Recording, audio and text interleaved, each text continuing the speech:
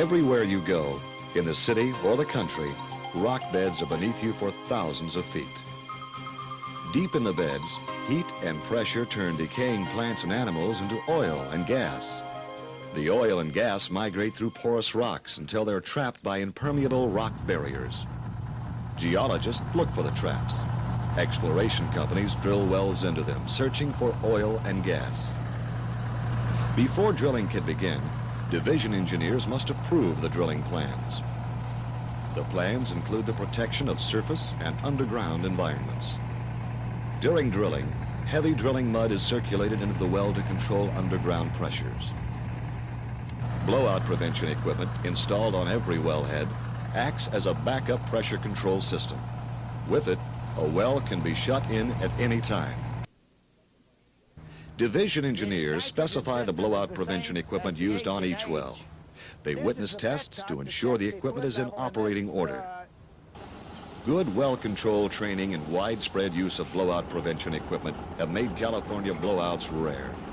About 68,000 oil and gas wells were drilled in the state from 1954 through 1980. Only 31 blowouts occurred during this time, with little environmental damage. Drilling oil wells in an urban area is a safe but sometimes noisy task. Therefore, drilling rigs are especially designed to muffle sound. At more permanent locations, drill sites are built to blend in with other structures in the area.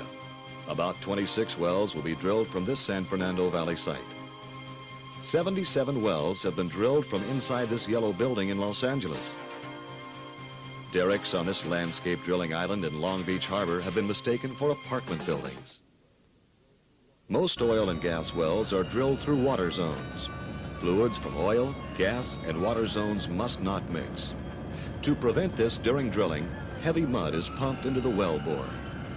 These zones are sealed when sections of pipe, called casing, are cemented in the hole.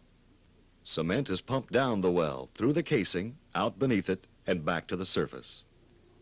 To check the cement seal, operators may be required to conduct a water shutoff test witnessed by a division engineer. The casing is perforated through productive oil and gas zones. Depending on reservoir type and pressure, different kinds of production equipment are installed. The amount of oil and gas produced from every well is reported to the division each month. Sometimes, sumps are dug on oil and gas leases.